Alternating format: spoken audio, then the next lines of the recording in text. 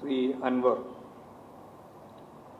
അദ്ദേഹം ചില പ്രശ്നങ്ങൾ ഗവൺമെൻറ്റിൻ്റെ മുന്നിൽ ഉന്നയിക്കുകയുണ്ടായി. അതിൻ്റെ ഭാഗമായിട്ടുള്ള കാര്യങ്ങൾ പാർട്ടിയുടെ മുന്നിലും ഉന്നയിക്കുകയുണ്ടായി. ഗവൺമെൻറ് സംബന്ധിച്ച് കൃത്യമായിട്ടുള്ള അന്വേഷണത്തിന് ഉത്തരവിടുകയും അന്വേഷണം നടന്നു വരികയുമാണ്. പാർട്ടിക്ക് നൽകിയിട്ടുള്ള കാര്യങ്ങൾ സംബന്ധിച്ചുള്ള പരിശോധന പാർട്ടി നടത്തി വരികയുമാണ്. അതിനുശേഷം പല വിധത്തിലുള്ള പ്രസ്താവനകൾ അൻവറുടെ ഭാഗത്തുനിന്ന് ഉണ്ടായി. സൂക്ഷ്മമായിട്ട് പരിശോധിച്ചാൽ ഇത്തരം പ്രസ്താവനകളെല്ലാം ആരെയാണ് സഹായിക്കുന്നത് എന്ന് വലതുപക്ഷ ശക്തികളുടെ കയ്യിലെ ആയുധമായിട്ട് അവർക്ക് എങ്ങനെയാണ് ഉപയോഗിക്കാൻ സാധിക്കുന്നത് എന്ന് ഇത്തരം പ്രസ്താവനകൾ ആഘോഷപൂർവ്വം കൈകാര്യം ചെയ്യുന്ന മാധ്യമ മേഖലയിലെ പ്രത്യേകിച്ച് വലതുപക്ഷ മാധ്യമശക്തികളുടെ നിലപാടുമായി ബന്ധപ്പെട്ട് നമുക്ക് കാണാൻ സാധിക്കുന്നതാണ്. വയനാട് ദുരന്തം വീണ്ടും വലിയ ചർച്ചക്കിടയായിരിക്കുകയാണ്. മനസാക്ഷിയെ ഞെട്ടിച്ച രീതിയിലുള്ള ഒരു ദുരന്തമാണ് വയനാട് ചൂരൽ മല ഉൾപ്പെടെയുള്ള മേഖലയിൽ ഉണ്ടായിട്ടുള്ളത്. 231 മൃതദേഹങ്ങളാണ് നമുക്ക് കണ്ടെത്താൻ സാധിച്ചത്. 59 പേരെ ഇതുവരെയും കണ്ടെത്തിയിട്ടില്ല. 1685 കെട്ടിടങ്ങൾ തകർന്നു എന്നാണ് കണക്കാക്കിയത്. അതിൽ 328 വീടുകളും ഉൾപ്പെടുന്നതാണ്. ഈ സംഭവം ഉണ്ടാക്കിയ മാനസികവും അതുപോലെ തന്നെ പ്രയാസകരവുമായ ആഘാതം, അതിൻ്റെ ഒപ്പം ചേർന്ന് വന്ന മറ്റ് കാർഷിക മേഖല ഉൾപ്പെടെയുള്ള നഷ്ടം, ഇതെല്ലാം ചേർന്നുണ്ടായ വലിയ ദുരന്തം, അതാണ് സമീപകാലത്തൊന്നും ഇല്ലാത്ത രീതിയിലുള്ള കേരളത്തിലെ വയനാട് ദുരന്തം. ലോകം മുഴുവൻ ഈ ദുരന്തത്തിൽ അക്ഷരാർത്ഥത്തിൽ നടുങ്ങിപ്പോയ സംഭവമായിരുന്നു അത്. കേരളത്തിൻ്റെ മനുഷ്യസ്നേഹപരമായ ഇടപെടൽ എന്തായിരുന്നു എന്ന് ആ സംഭവത്തിൻ്റെ മുന്നിൽ കൃത്യമായ സന്നദ്ധ പ്രവർത്തനത്തിലൂടെ കേരളം കക്ഷി രാഷ്ട്രീയത്തിനതീതമായ ഐക്യബോധത്തോടെ പ്രവർത്തിച്ചു എന്നുള്ളതും മാതൃകയാണ്. അതിനെ തുടർന്നാണ് സഹായങ്ങൾ വയനാട് ദുരന്തവുമായി ബന്ധപ്പെട്ട് മുഖ്യമന്ത്രിയുടെ ദുരിതാശ്വാസ നിധിയിലേക്ക് പ്രവഹിച്ചത്. ലോകത്തിൻ്റെ നാനാഭാഗങ്ങളിൽ നിന്നും മലയാളികൾ ഉൾപ്പെടെയുള്ള നിരവധി കൂട്ടായ്മകളും സംഘടനകളും സഹായവുമായി എത്തുകയുണ്ടായി. സംസ്ഥാനത്തിൻ്റെ അകത്തു മാത്രമല്ല, സംസ്ഥാനത്തിൻ്റെ വെളിയിൽ നിന്നും ഇതുപോലുള്ള സഹായങ്ങൾ ലഭിച്ചു. എല്ലാ രീതിയിലുള്ള സംവിധാനങ്ങളെയും കൂട്ടി യോജിപ്പിച്ച് സംസ്ഥാന സർക്കാർ കുറ്റമറ്റ രീതിയിലാണ് അവിടെ ദുരിതാശ്വാസ പ്രവർത്തനങ്ങളെല്ലാം മുന്നോട്ടേക്ക് നയിച്ചത്.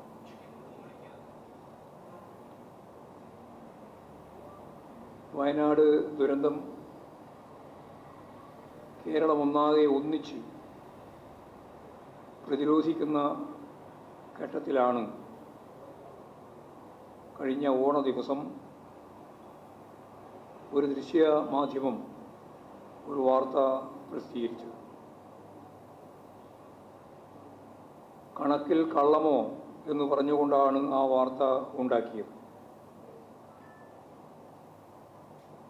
അതിൽ പറയുന്നത് തെറ്റായ കണക്കുകൾ നിരത്തി കേന്ദ്ര ഗവൺമെൻറ്റിൽ നിന്ന് പണം പിടുങ്ങാനുള്ള നടപടികൾ സംസ്ഥാന സർക്കാർ സ്വീകരിക്കുന്നു എന്നാണ്.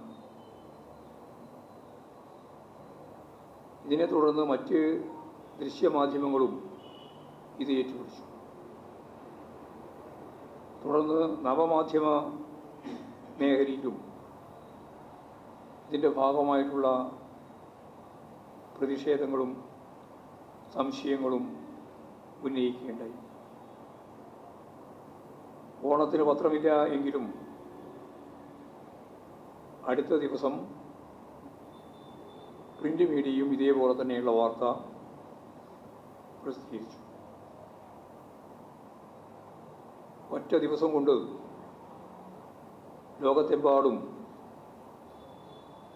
ഈ വാർത്ത പ്രചരിപ്പിക്കാൻ മാധ്യമ ശൃംഖലക്ക് ആയി.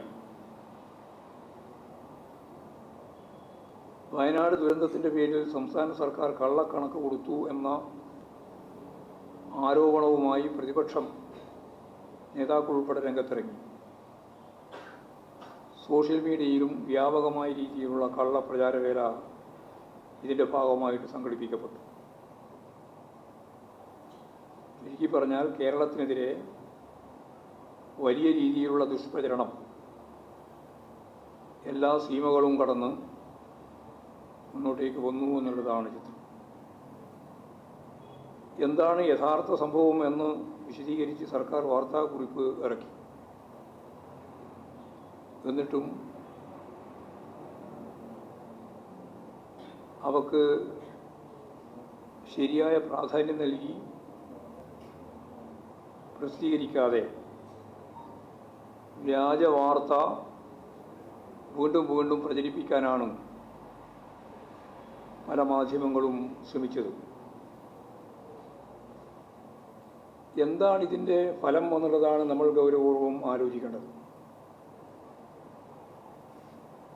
കേരളം കണക്കുകൾ പെരുപ്പിച്ച് പറഞ്ഞ് അനർഹമായ കേന്ദ്ര സഹായം തട്ടിയെടുക്കാൻ ശ്രമിക്കുന്നു. ഇതാണ് വ്യാജ കഥയായിട്ട് പ്രചരിപ്പിക്കുന്നത്. വലിയൊരു വിഭാഗം ജനങ്ങളുടെ മനസ്സിലേക്ക് എത്തിച്ചേർക്കുന്ന ഈ വാർത്ത കേരളീയരും ഇവിടുത്തെ സർക്കാരും ജനങ്ങളും യഥാർത്ഥത്തിൽ ലോകത്തിന് മുമ്പിൽ അവഹേളിക്കപ്പെടുന്നവരായിട്ട് മാറുക എന്നതാണ് ഇതിൻ്റെ ഉന്നം. ഇത് സാധാരണ നിലയിൽ മാധ്യമങ്ങളിൽ സംഭവിക്കുന്ന ഒരു കയ്യബദ്ധമല്ല. അങ്ങനെ നമ്മൾ സാധാരണ പറയുക ഒരു കയ്യബദ്ധം. അതല്ല, ബോധപൂർവമായ മാധ്യമ അജണ്ടകളുടെ ഭാഗമായാണ് യഥാർത്ഥത്തിൽ ഈ വ്യാജ പ്രചാരവേല സംഘടിപ്പിച്ചത്. ഇത് ഏതെങ്കിലും ഒരു രാഷ്ട്രീയ പാർട്ടിക്കെതിരായിട്ടുള്ളതല്ല, മറിച്ച് കേരളത്തിലെ ദുരന്തമനുഭവിക്കുന്ന ജനതക്ക് ലഭിക്കേണ്ടുന്ന ആശ്വാസത്തെ ഇല്ലാതാക്കണം എന്ന ഉന്നം വെച്ചുകൊണ്ടാണ്. കേരളത്തിൻ്റെ പേര് ലോകം മുഴുവൻ മോശപ്പെടുത്തുന്നതിനും ഇത്തരത്തിലുള്ള പരാമർശങ്ങൾ ഇടയാക്കുമെന്ന് ഞാൻ പ്രത്യേകിച്ച് പറയേണ്ടതില്ല. നാട് തകർന്നാലും LDF സർക്കാരിനെ കരിവാരി തേക്കാനുള്ള അജണ്ട ഞങ്ങൾ മുന്നോട്ടേക്ക് കൊണ്ടുപോകും എന്ന് തന്നെയാണ് പ്രതിജ്ഞ. ദുരിതാശ്വാസ നിധിയിലേക്ക് കൈയച്ച് സംഭാവന നൽകുന്ന സാധാരണ ജനങ്ങളെ അതിൽ നിന്നും പിന്തിരിപ്പിക്കുക എന്ന ദുഷ്ടലക്ഷ്യം, അതാണ് ഇതിൻ്റെ പിന്നിലുള്ള വളരെ പ്രധാനപ്പെട്ട കാര്യം. അർഹമായ സഹായങ്ങൾ കേന്ദ്രത്തിൽ നിന്നും ലഭ്യമാകാതിരിക്കാനുള്ള ഇടപെടൽ കൂടിയാണ് ഇത്. എന്താണ് സംഭവിച്ചത് എന്നതിനെ സംബന്ധിച്ച് ഒരു വ്യക്തത വേണം. ദുരന്ത നിവാരണത്തിന് അടിയന്തര അധിക ധനസഹായം അനുവദിക്കുന്നതിനായി കേന്ദ്ര സർക്കാരിന് സംസ്ഥാനം മെമ്മോറാണ്ടം സമർപ്പിച്ചു. ഇതാണ് ഇതിലെ ഏറ്റവും പ്രധാനപ്പെട്ട കാര്യം. ആ മെമ്മോറാണ്ടത്തിലെ കണക്കുകൾ ചെലവിൻ്റെ കണക്കായി വ്യാഖ്യാനിച്ചാൽ അങ്ങനെ വ്യാഖ്യാനിച്ചുകൊണ്ടാണ് യഥാർത്ഥത്തിൽ വാർത്ത ഉണ്ടാക്കിയത്. തെറ്റായ വാർത്തകൾ പ്രചരിപ്പിക്കുമ്പോൾ ബന്ധപ്പെട്ടവരുമായി അന്വേഷിക്കുക എന്ന സാമാന്യ മര്യാദ പോലും ഈ കാര്യത്തിൽ ഉണ്ടായില്ല. കേന്ദ്ര സർക്കാർ പുറപ്പെടുവിച്ച മാനദണ്ഡങ്ങൾ കൃത്യമായി പാലിച്ചുകൊണ്ടാണ് ഈ മെമ്മോറാണ്ടം തയ്യാറാക്കിയത് എന്ന് ഗവൺമെൻറ് വ്യക്തമാക്കി. വരെ 2012 മുതൽ 2019 വരെ വിവിധ സർക്കാരുകൾ, ഞാൻ ഇന്ന സർക്കാരുകൾ എന്ന് ബോധവും പറയാതിരിക്കുകയാണ്, ഇന്ന സർക്കാർ എന്ന് പറയേണ്ട കാര്യമില്ല, എല്ലാവർക്കും കൊല്ലം മനസ്സിലാവും. 12 മുതൽ 19 വരെ പല ദുരന്തങ്ങളിലും അതിൻ്റെ ഭാഗമായി തയ്യാറാക്കി കേന്ദ്ര സർക്കാരിന് സമർപ്പിച്ച മെമ്മോറാണ്ടങ്ങൾ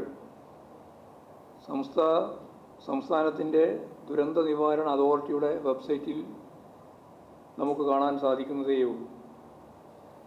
വരൾച്ച മുതൽ പുറ്റിങ്ങൽ വെടിക്കെട്ട് അപകടം വരെയുള്ള ദുരന്തങ്ങളിൽ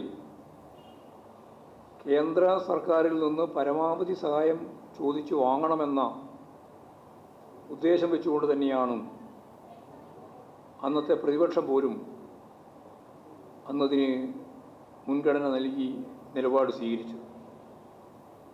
എന്നാൽ ഇപ്പോൾ നാടിന് സഹായം ലഭിക്കരുത് എന്ന നിലയിലേക്ക് പ്രതിപക്ഷം മാറിയിരിക്കുകയാണ്.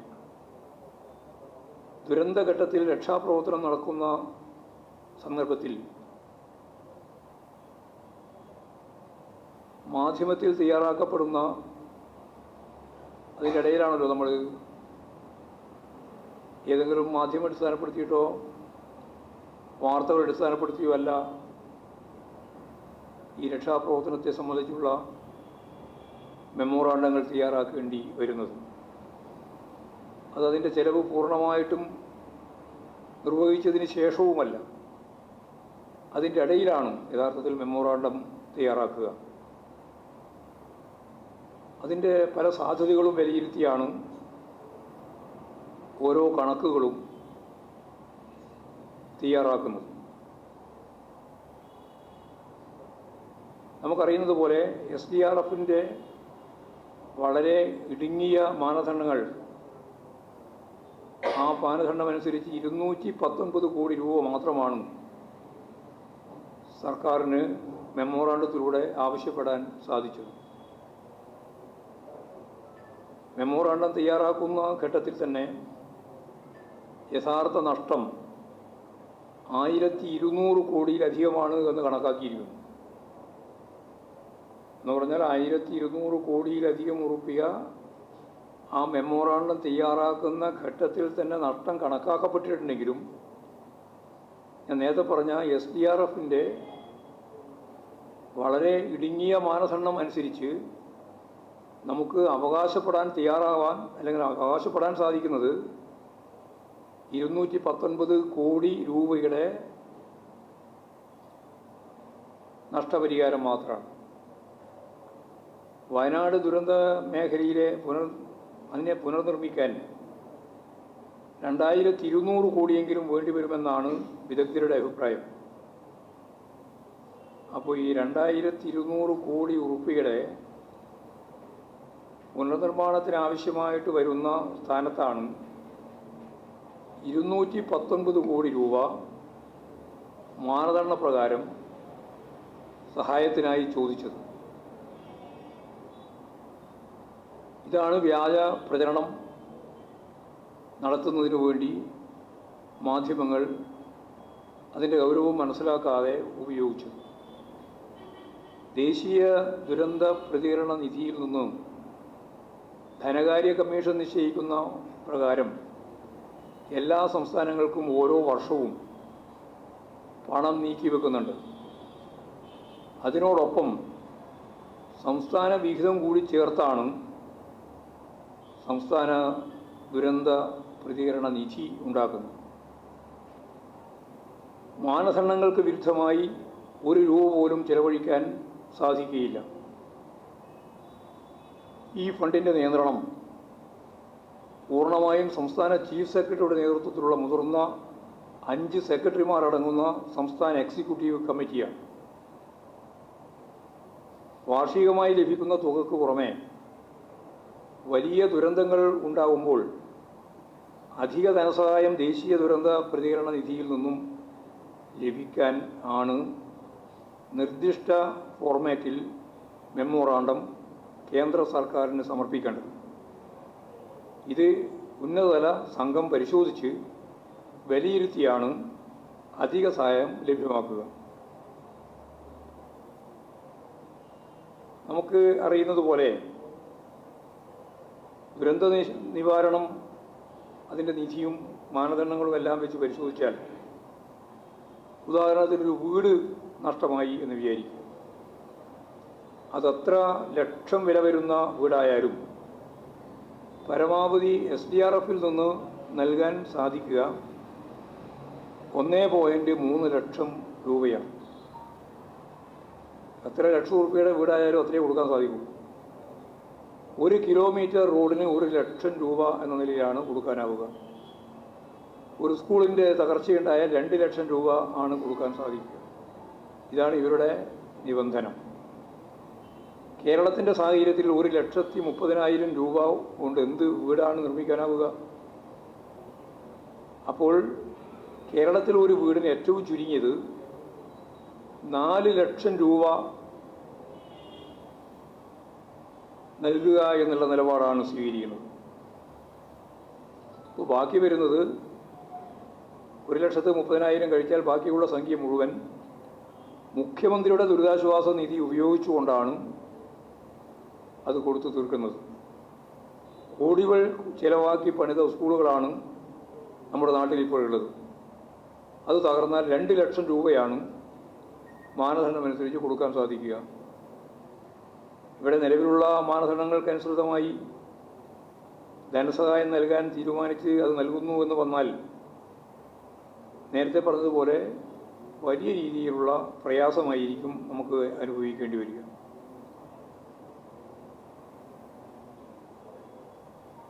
അപ്പോൾ രക്ഷാപ്രവർത്തനങ്ങൾ, അതുപോലെ ക്യാമ്പ് മാനേജ്മെൻറ്റ്, ദുരന്ത അവശിഷ്ടങ്ങൾ മാറ്റുന്നത്, കുടിവെള്ള വിതരണം തുടങ്ങിയ ഇക്കൂട്ടത്തിൽപ്പെട്ടവയാണ്.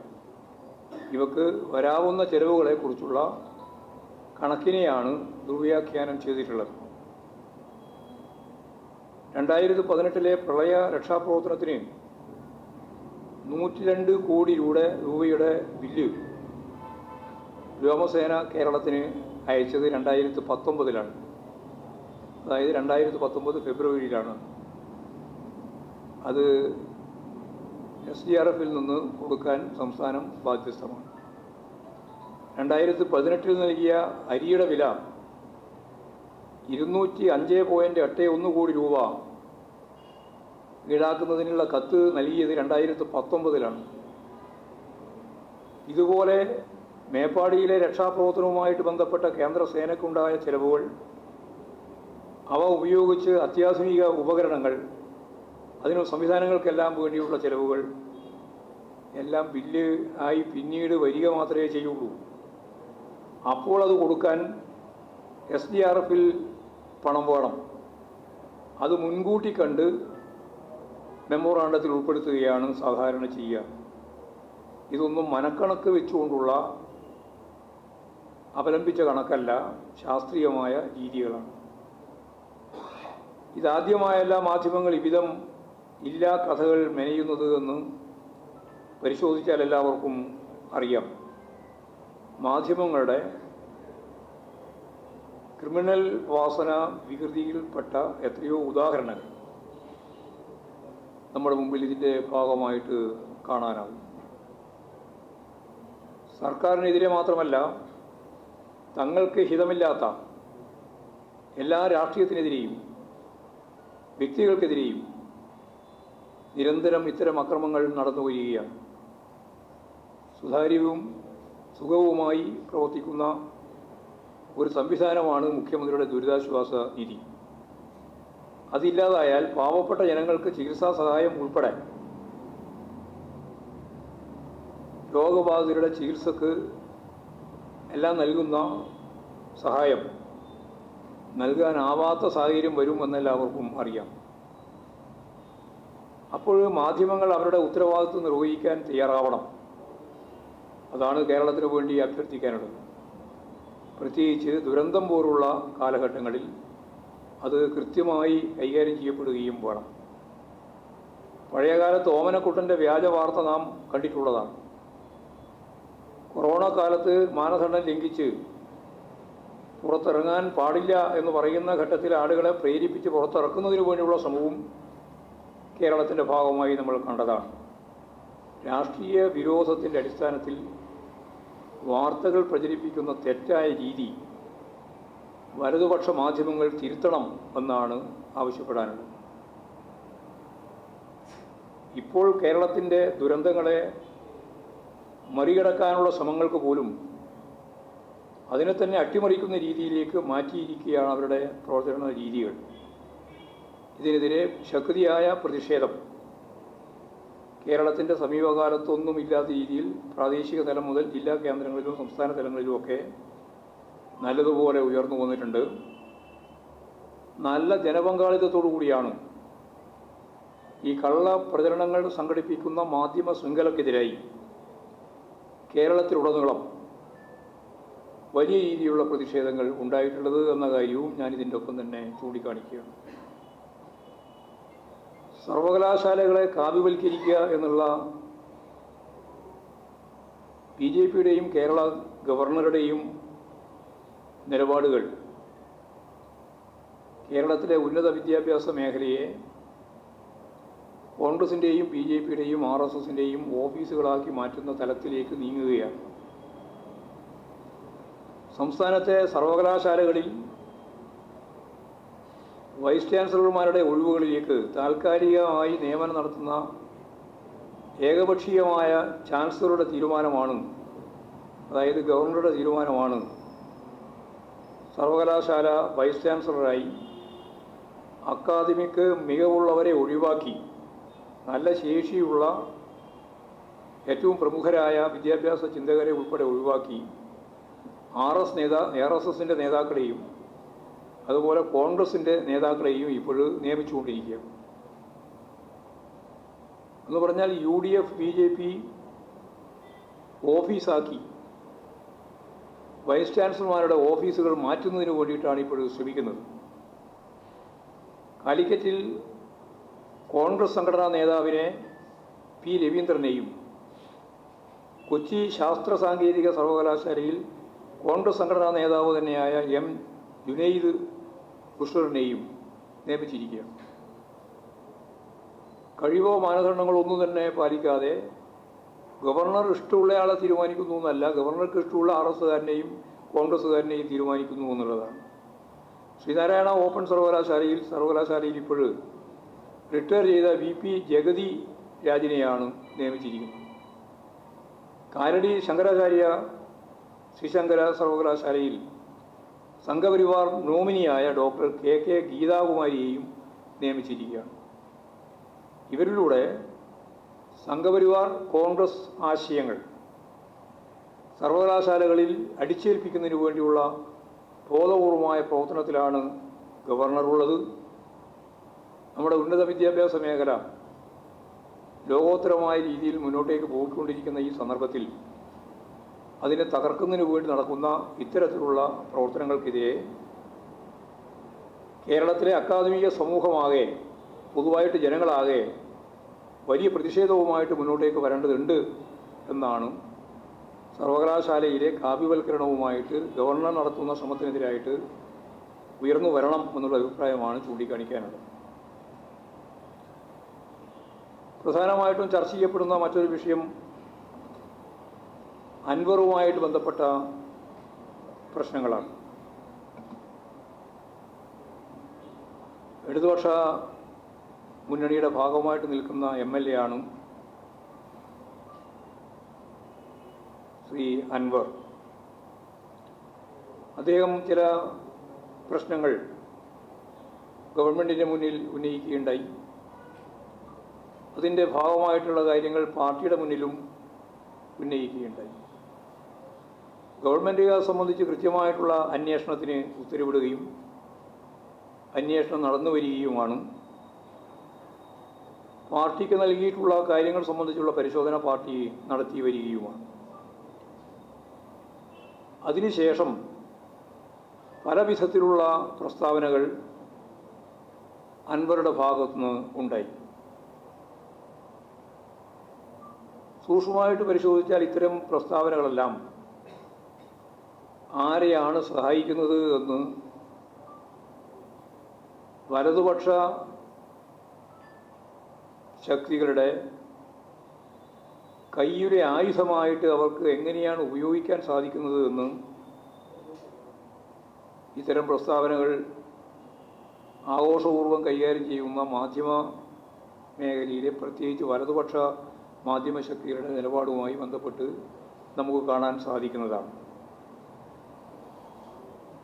ഇത്തരത്തിലുള്ള പ്രസ്താവനകൾ പാർട്ടിയുടെ മുമ്പിലും അതുപോലെ തന്നെ ഗവൺമെൻറ്റിൻ്റെ മുമ്പിലും കാര്യങ്ങൾ ഉന്നയിച്ചതിന് ശേഷം ആവർത്തിച്ചുള്ള ഇത്തരം പ്രസ്താവനകൾ ഒഴിവാക്കേണ്ടതായിരുന്നു എന്ന് തന്നെയാണ് CPM സംസ്ഥാന സെക്രട്ടേറിയറ്റിൻ്റെ അഭിപ്രായം. തുടർച്ചയായി വലതുപക്ഷ ശക്തികൾക്കും അതിൻ്റെ മാധ്യമങ്ങൾക്കും സർക്കാരിനെതിരായും അതുപോലെ തന്നെ പാർട്ടിക്കെതിരായും അന്തരീക്ഷത്തിൽ ഒരു മുഴക്കം സൃഷ്ടിക്കുന്നതിന് വേണ്ടി അവർക്കാണ് സൗകര്യം നൽകിയത്. അപ്പോൾ വലതുപക്ഷ ശക്തികൾക്കും മാധ്യമങ്ങൾക്കും പാർട്ടിക്കെതിരായും ഗവൺമെൻറ്റിനെതിരായും വലിയ വാർത്താ ശൃംഖലകൾ സൃഷ്ടിക്കുന്നതിന് വേണ്ടി ഉണ്ടാക്കാൻ സാധിക്കുന്ന ഇത്തരത്തിലുള്ള ഒരു ഇടപെടൽ പാർട്ടിയുടെയും ഗവൺമെൻറ്റിൻ്റെയും മുമ്പിൽ കൊണ്ടുവന്നതിന് ശേഷം തുടർച്ചയായി നടത്തുന്നു എന്നുള്ളത് അത്തരം നടപടികളിൽ നിന്ന് അടിയന്തരമായും അൻവർ MLA പിന്മാറണം എന്നാണ് പാർട്ടി സംസ്ഥാന കമ്മിറ്റി ചൂണ്ടിക്കാണിച്ചിട്ടുള്ളത്.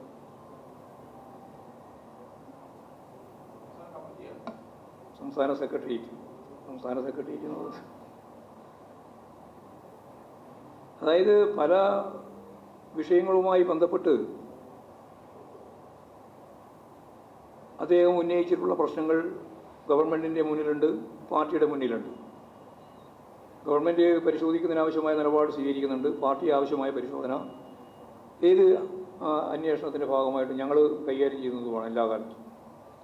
ഇപ്പോൾ ഉയർന്നു വരുന്ന പ്രശ്നങ്ങൾ കൃത്യമായിട്ട് പരിഹരിക്കുന്നതിന് വേണ്ടി ഗവൺമെൻറ്റിൻ്റെയും പാർട്ടിയുടെയും മുന്നിൽ എത്തിച്ചു കഴിഞ്ഞാൽ പിന്നെ അതിനെ വലതുപക്ഷ ശക്തികൾക്ക് ഉപയോഗിക്കാനാവുന്ന രീതിയിലുള്ള ഒരു പ്രതലം സൃഷ്ടിക്കുക എന്നുള്ളതാണ് ഇപ്പോൾ ചെയ്തുകൊണ്ടിരിക്കുന്ന കാര്യം. അതിൽ നിന്ന് പിന്മാറണം എന്ന് തന്നെയാണ് PV Anwar MLA CPM secretariat ഇപ്പോൾ വ്യക്തമാക്കി.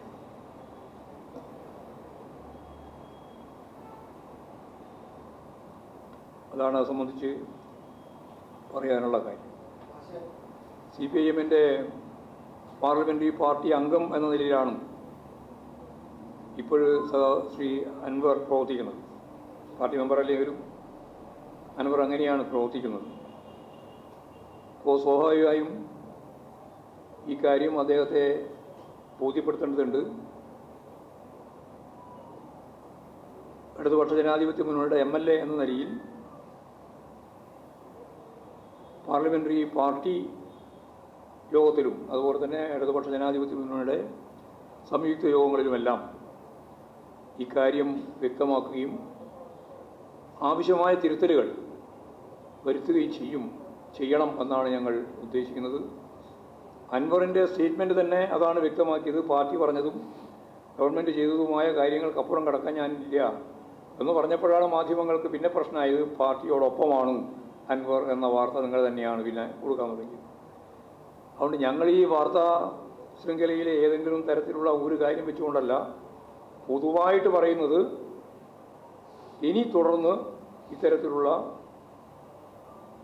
പ്രസ്താവനകളും രീതികളും അവലംബിക്കരുത് എന്ന കാര്യം തന്നെയാണ് പാർട്ടിക്ക് ചൂണ്ടിക്കാണിക്കാൻ.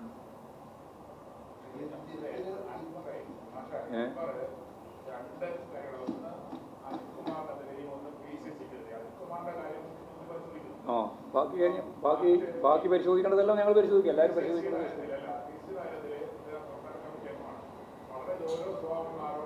ആരോപണങ്ങൾക്ക് ഗൗരവ സ്വഭാവം ഉണ്ടാവും. പക്ഷേ ആരോപണത്തിന് മുമ്പിൽ ഞങ്ങൾ ഗൗരവത്തിലാണ് ഉന്നയിച്ചത് എന്നുള്ളതുകൊണ്ട് അത് ഗൗരവമാവുമോ? അത് ഞങ്ങളെ മുമ്പിൽ വരുന്ന കാര്യങ്ങൾ വെച്ചുകൊണ്ടല്ലേ ചർച്ച ചെയ്യാം.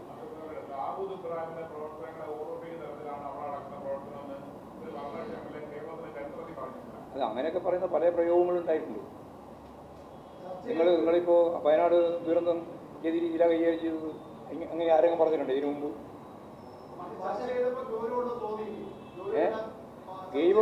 ഗൗരവമുള്ള ഏത് പ്രശ്നവും ഗൗരവപൂർവ്വം കൈകാര്യം ചെയ്യും. അത് ഞാനിപ്പോൾ നിങ്ങളോട് പറയുന്നില്ല. സെക്രട്ടറി ചർച്ച ചെയ്തു. ഗൗരവമുള്ള കാര്യം ഗൗരവപൂർവ്വം ചർച്ച ചെയ്യും.